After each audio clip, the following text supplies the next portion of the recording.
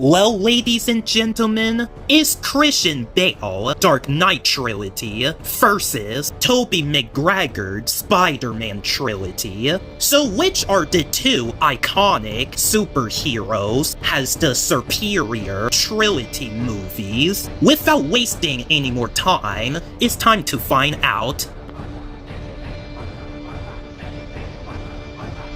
Okay, the story in both of these movies has gone from origin story to conclusion, and I gotta say, and I mean it by a compliment, both of these movies are well-paced of building story, and every important thing were happening as they went on. Well, although one story is about a teenager that becomes a superhero, and the other is about the billionaire that becomes a superhero. Well, with that being said, I think both of these movies did great performing a story. Well, except I had a few problems with the Spider-Man movies. There's something about Mary Jane that confuses me. I mean, in the second movie, we see her dating the guy and was going to get married to the guy, but she just run away to be with Peter once again. But yet, she gets upset when Peter just had one kiss with another girl. I mean, come on now. And to be clear, I am not the only one. Other people have been saying that Mary Jane is not a good girlfriend either. Well, Venom with their big Carnage also did the same thing with Anne, and it was 10 times more painful to watch. And not only that, they didn't do any justice to Venom for me. I thought his CGI design was terrible, and now that I am looking at it, it reminded me of one of the Decepticons from Transformers Revenge of the Fallen, the only Transformers movie that I hate, by the way. Well, I don't remember having issue when I watched the Dark Knight movies. It was just storytelling through and through. Well, despite the third one being everyone leaves flavor for some reason, it is just so, excuse my French, damn good for how building story these two films are, and they did it without breaking a sweat. Well, the moment what Peter had with his uncle is good stuff before tragedy happens. I also felt for Bruce when he lost his parents, but I don't see enough of that. Although, the last movies came out in the year that I dislike. Well, Spider-Man 3 came out in 2007, and The Dark Knight comes out in 2012. Yeah, seriously, why make the third movie come out in the year that I am not a fan of? Okay, I get that they did not realize that I don't like these years, and it's not their fault they schedule it, but it just reminded me so much of that year that I lived through as I watched both of these third movies. Okay, nonetheless, these movies did good with the plot. Well, I was going to make this round into a tie, but I have to choose one to get the point, and I think I might give this round Spider-Man. Okay, it has a few problems with the story, but his origin story, though, it was impactful enough to make Peter the hero that we know today, and Spider-Man is one of my favorite comic book characters, so that says it pretty much. I'm into Batman's story as well, but it also took too long to get to the action. I don't mind it, but it's about the impact that comes with the action. With the slow pacing of the movie, and when the action finally do happen, I just wish it was just something more, which we will talk about in the action segment. And with that, it will have you question either it is worth your patience or not. And hey, before you guys think it, I am not playing favoritism. I just think Spider-Man has the superior story, in my opinion. Both of these main characters are likable, and they're legendary, if you might will. Well, the Dark Knight Batman is the same as the other Batman, but I saw a more of human in him, much like Robert Pattinson version. Well, this Batman was afraid, and then he became the fear, and then he failed trying to be Batman, but got back up. Well, Peter Parker started off as a nerd, and then he pretty much became an a-hole when he first got his his powers. But after his uncle's death, Peter's father figure died. He really becomes the hero. Well, by watching both of these first films, I was like, okay, this is good, but I don't see it is great. But watching both of these sequels, okay, now I see it is great. And I am talking about the main character story. And then Batman's story just got underrated in the third one, and Peter in the third movie was a bit questionable. Okay, overall, the movie with the story with the title character for me is Spider-Man. Alright, it's time to talk about the side characters. Well, I thought the side characters are good for the movie, and that's all. Well, one of the side characters has turned into a supervillain because of the Joker manipulation plan. Well, as for the side characters in Spider-Man, well, one of them became a supervillain in the third movie, and the love interest, you know, Mary James, always make things so complicated. I mean, we see Mary James dating another guy, and when the guy is not there, she just got onto Peter like nothing happened between them. And like I said about Anne from the Venom movie, she just does the exact same thing, and it just reminded me so much of Mary Jane's behavior, and that just don't make sense to me. So for that, I had more fun with the side characters in The Dark Knight, and this is no competition here, and that also makes me pretty confused of why Peter told the Doctor his secret identity, which that makes no sense. So the movie with the superior side characters is undoubtedly The Dark Knight. Okay, now let's talk about the supervillains. Well, I thought Scarecrow was just okay in the first movie. He does nothing else special in the rest of the movie. Ra's al Ghul only showed up at the climax, so I didn't thought he was great either. Well, the Joker, I thought he was the most intimidating of the trilogy. Then we have Bane, played by Tom Hardy. Well, he is not as big compared to the comics, but I'm willing to go past that. Well, for Spider-Man, Green Goblin was the first villain that Tobey Maguire's Spider-Man fought, and I thought he was the most intimidating villain of the trilogy. And then we have Doc Ock, and I thought he was pretty good too. Okay, well, my least favorite villain of the trilogy has to be either Sandman or Venom. Well, for me, it was mostly Venom, because the terrible CGI they did with Venom was very noticeable, and it is just so hard to look at least for me it is. And the reason that Sandman is my least favorite, well, because he is not really a bad guy, really. Sandman was just the guy, well, a trouble guy, if I have to put it better. Well, he was just a trouble guy who does bad things to help his family, and he was Peter's uncle's killer, which that doesn't make sense, because Sandman never killed Uncle Ben in the comics. So yeah, I don't consider Sandman as the villain. He just does bad things to provide for his family, which is understandable, really.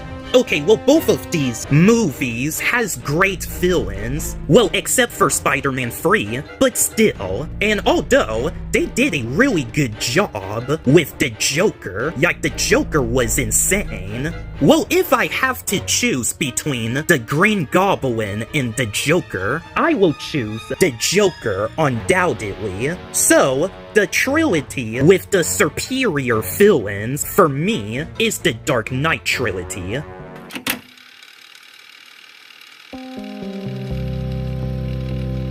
Alright, finally, it's action time, and it's about to get good. I thought the Dark Knight action did pretty well. Well, I don't know why they added dogs in there. Well, I don't like seeing animals get beat up and killed, so I had a bit of a problem with that. But still, I think the action is entertaining, but I can see the basicness when you come down to it. Well, I know Batman and Bane can hit hard, but the sound effects of them hitting hard is not that loud.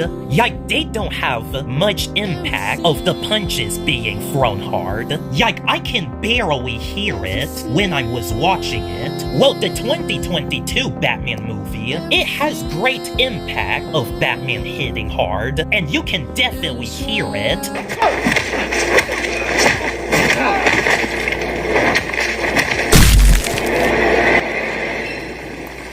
Vengeance. Yeah, you see what I mean? And even the way they fight, well, on paper it is cool, but it also looks pretty fake at times. And plus, Batman just hit the venom that caused him to not breathe, and they were supposed to show us that on camera. Well, the fight scene, what they did in the Daredevil series, was pretty cool and rewatchable, and I can definitely hear Daredevil punching slightly hard, and I never get that from the Dark Knight trilogy. Well, they did everything right, but I think they needed to add more sound effects with the fighting scenes. Okay, I also think the action is good in Tobey Maguire's Spider-Man movies, and it gets even better in the third movie. But hey, I am not done here. The trace sequence was cool, but then we get something like this.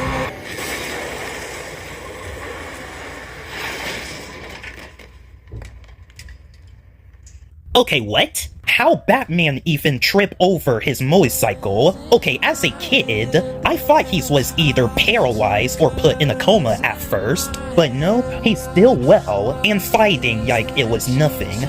I love the action in Spider-Man, and I can even rewatch them if I want to. Well, despite the terrible CGI in the last one, I have grown to appreciate it as times comes. Well, overall, I think both of these actions are great. Well, actually, it got better than I remembered once that I rewatched these movies.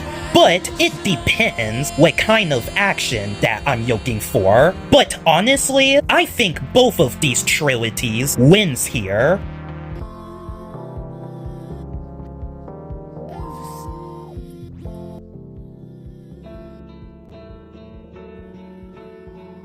You know, it's been a while since I watched these movies.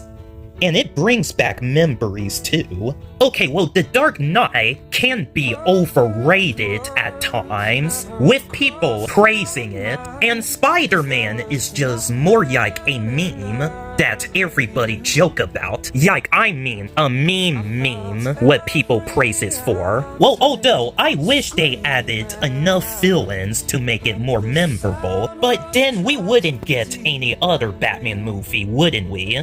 But anyway, it makes me even more excited to see Robert Pattinson Batman in the new DC reboot, which I hopefully it do great. Well, Spider-Man is my childhood favorite movie, and it's always been this way.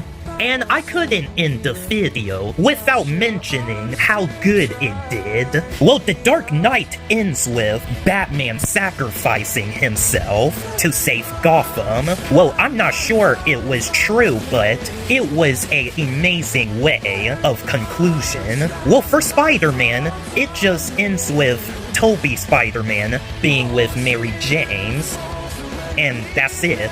Well, although they were going to make a fourth sequel of Tobey Maguire's Spider-Man, but it just got cancelled. Instead, we have Andrew Garfield's Spider-Man movie. And I gotta say, this is just one of Sony Pictures' panic move. Only if I can imagine if they made a cinematic universe out of the Spider-Man franchise, but it was just long past. Oh, and yeah, what truly ends Tobey Maguire's Spider-Man story is him showing up in No Way Home, and my appreciation has grown as we end these characters' story that is well deserved. Maybe that is the true ending of his trilogy, instead of Spider-Man 3. So I guess it all comes down to this. The Dark Knight Begins gets an 8 out of 10. The Dark Knight gets a 10 out of 10. Dark Knight Rises gets a 6 out of 10. Okay, as for the Tobey Maguire Spider-Man movie, the first one gets a 10 out of 10, and the sequel gets a 9 out of 10. And last but not least, Spider-Man 3 gets a 5 out of 10.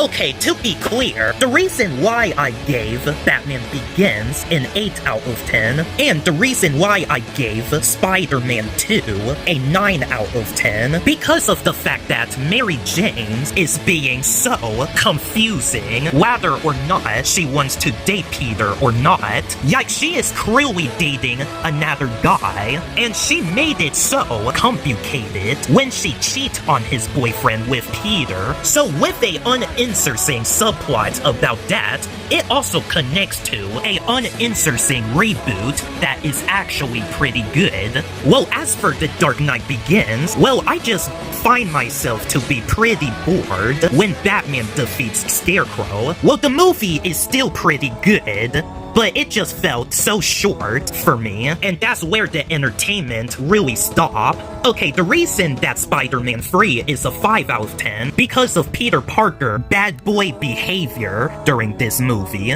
Okay, well, I get it is just the symbiote controlling him, but that makes him look like a fool and a joke to laugh at, and people were making a meme about it, and even I started laughing when he danced like this, and they did do my boy Fathom pretty dirty in this movie, and I don't appreciate that. The Dark Knight, it's a 6 out of 10 because Bruce Wayne spent way too much time in the cave recovering his back just to get revenge on Bane, and I think this kind of pacing needs to be cut down out of the movie. Well, the first Spider-Man is a 10 out of 10 because it is actually great, and The Dark Knight is perfect. The Joker was in it, and he is one of my favorite DC villains, and this movie has more action and more dark tone going on in this movie, and the plot twist is insane. Well, Spider-Man has a satisfying